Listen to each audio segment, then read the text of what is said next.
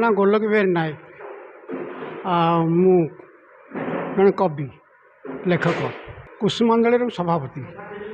ଆମେ ନିମନ୍ତ୍ରଣ କରିଥିଲୁ ଆଉ କବିତା ଆଶ୍ରୟଟିଏ କଲୁ ଆଉ ଭାବ ଆଦାନ ପ୍ରଦାନ କଲୁ। ସାହିତ୍ୟ ବିଷୟରେ ମଧ୍ୟ ସବୁ ଆଲୋଚନା ହେଲା ଆଉ ସଭା ସାଙ୍ଗ ହେଲା। ନାଇଁ ସେଟା ଆମର ଗୋଟେ ଭଲ ପଦକ୍ଷେପ।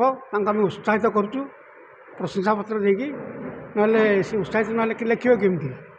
ସେଇଟା ଆମ ପାଇଁ ଗର୍ବ। ନାଇଁ ସଫଳ ହେଇଛୁ, ଭାରି ଆନନ୍ଦ ଉପଲବ୍ଧି କରୁଛୁ। ମୁଁ ହେଲି ଡକ୍ଟର ନିର୍ମଳ ଚନ୍ଦ୍ର ସୂର୍ଯ୍ୟ, କୁସୁମାଞ୍ଜଳି ସମ୍ବାଦ ଓ ସାହିତ୍ୟ ପତ୍ରିକାର ସମ୍ପାଦକ। ଆଜି ଆମର ପଞ୍ଚମ ସ୍ୱର୍ଣ୍ଣକ୍ଷେତ୍ର ଉତ୍ସବ କୁସୁମାଞ୍ଜଳିର ଶେଷ ହୋଇଯାଇଛି। ଆମ ଘରେ ଉଦ୍ଘାଟ ଭାବରେ ଥିଲେ ଇଞ୍ଜିନିୟର ଦେବାଶିଷ ପଟ୍ଟନାୟକ, ଅଧ୍ୟକ୍ଷ ଜିଲ୍ଲା ପରିଷଦ ନୟାଗଡ଼। ବିଶିଷ୍ଟ ଅତିଥି ଭାବରେ ଥିଲେ ଗୋଦାବରୀ ବସନ୍ତିଆ, ସୁବକ୍ତା ଶରଣକୁଳ ନୟାଗଡ଼। ଆମର ସଭାପତିତ୍ୱ ଯିଏ କରୁଥିଲେ, କୁସୁମାଞ୍ଜଳିର ସଭାପତି ସିଏ ହେଲେ ଗାଳ୍ପିକ ଗୋଲକ ବିହାରୀ ନାୟକ ମହୋଦୟ। ଏବଂ ଆମର ମୁଖ୍ୟ ଅତିଥି ଭାବରେ ଆଜି ଯିଏ ଯୋଗ ଦେଇଥିଲେ ସିଏ ହେଲେ ଶ୍ରୀ ପ୍ରମୋଦ ପଟ୍ଟନାୟକ, ବରିଷ୍ଠ ସାମ୍ବାଦିକ ଓ ସମାଜସେବୀ। ସମସ୍ତେ ଯୋଗ ଦେଇଥିଲେ ଏବଂ ଜିଲ୍ଲା ଭିତରୁ ମହିପୁରରୁ, ନୂଆଗାଁରୁ, ବୋଲଗଡ଼ରୁ ଏବଂ ଖଣ୍ଡପଡ଼ାରୁ ସବୁ କବିମାନେ ଆସିଥିଲେ। ଯାହା ହେଉ ଉତ୍ସବଟି ଆଜି ସଂକ୍ରାନ୍ତି ହେଲେ ମଧ୍ୟ କବିମାନେ ବହୁ ସଂଖ୍ୟାରେ ଆସି ଯୋଗଦାନ କରିଛନ୍ତି ଏବଂ ସେମାନଙ୍କର ସ୍ୱରଚିତ କବିତା ପାଠ କରିଛନ୍ତି ଏବଂ ଆମେ ମଧ୍ୟ ତାଙ୍କୁ ପ୍ରଶଂସା ପତ୍ର ଦେଇଛୁ। ସାମ୍ବାଦିକ ବନ୍ଧୁମାନେ ମଧ୍ୟ ଆମକୁ ଏ ଦିଗରେ ସାହାଯ୍ୟ କରିଛନ୍ତି। ତେଣୁ ଆମେ ଯେଉଁମାନେ ଲେଖନୀ ବହୁତ ଦିନ ହେଲା ଚାଲୁ ରଖିଛନ୍ତି ଏବଂ ଯାହାଙ୍କ କବିତା ଉଚ୍ଚ କୋଟିର, ସେହି ଭଳି ପ୍ରତିଭାମାନଙ୍କୁ ଆମେ ସମ୍ବର୍ଦ୍ଧିତ କରିଥାଉ। ଆଜି ଆମେ 4 ଜଣଙ୍କୁ ସମ୍ବର୍ଦ୍ଧିତ କରିଥିଲୁ, ପ୍ରିୟଦର୍ଶିନୀ ମହାପାତ୍ର ଏବଂ ଆଉ 3 ଜଣଙ୍କୁ, ଏବଂ ସେମାନଙ୍କୁ ଅତିଥିମାନେ ଉତ୍ତରୀୟ ଏବଂ ମାନପତ୍ର ଦେଇ ସମ୍ବର୍ଦ୍ଧିତ କରିଥିଲେ। ପ୍ରାୟ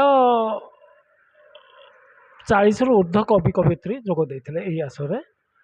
ଏବଂ ଆଜି କହିଥିଲି ତ, ପୂର୍ବରୁ କହିଥିଲି, ଆଜି ସଂକ୍ରାନ୍ତି ଥିବାରୁ ବିଭିନ୍ନ ଧାର୍ମିକ କାର୍ଯ୍ୟରେ କବିମାନେ ବ୍ୟସ୍ତ ରହିଛନ୍ତି। ତେଣୁ କିଛି କବିତ୍ରୀ ଆସିପାରିନାହାନ୍ତି ଏବଂ ଯେଉଁମାନେ ଆସିଥିଲେ ସବୁଆଡ଼ୁ, ଜିଲ୍ଲାର ସବୁଆଡ଼ୁ ଆସିଥିଲେ।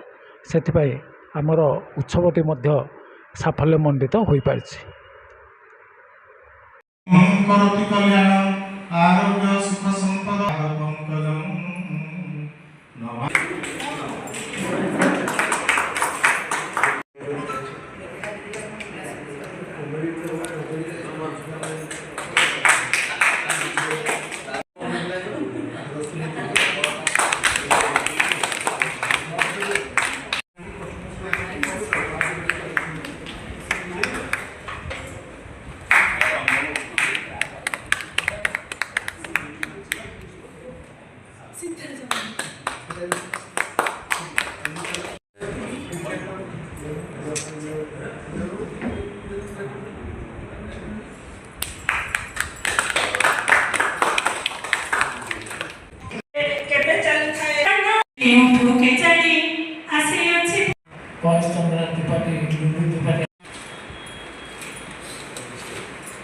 ଜାଣିଛେ ଅହଲ୍ୟା ଦ୍ରୌପଦୀ କବିତାର ଶେଷ ଜୀବନ ପଥ।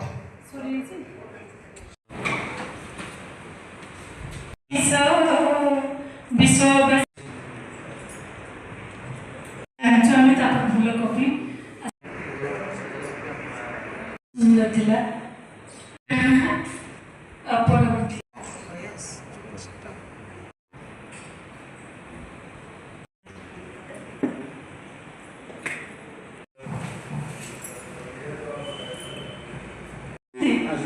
ଆସିଲେଣି। ବହୁତ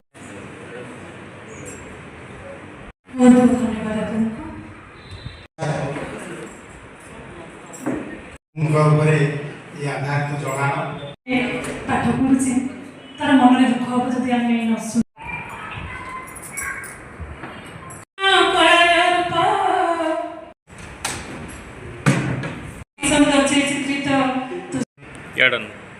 କବିତାରେ ରୁଚି ରଖନ୍ତି, ସାହିତ୍ୟରେ ତୁମେ କୁହ ପରା ଝରଣା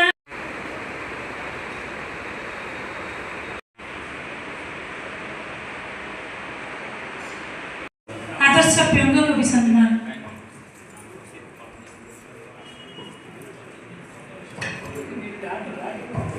ଆଦର୍ଶ ବ୍ୟଙ୍ଗ କବି ସମ୍ମାନ ଶ୍ରୀ ଜଗଦୀଶ ଚନ୍ଦ୍ରଙ୍କର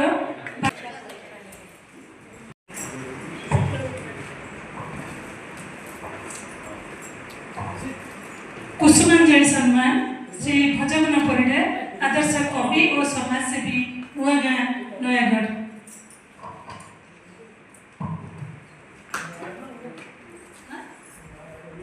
ଭୂଷଣ ପଣ୍ଡା ଅବସରପ୍ରାପ୍ତ ଶିକ୍ଷକ ଖଣ୍ଡପଡ଼ା ନୟାଗଡ଼।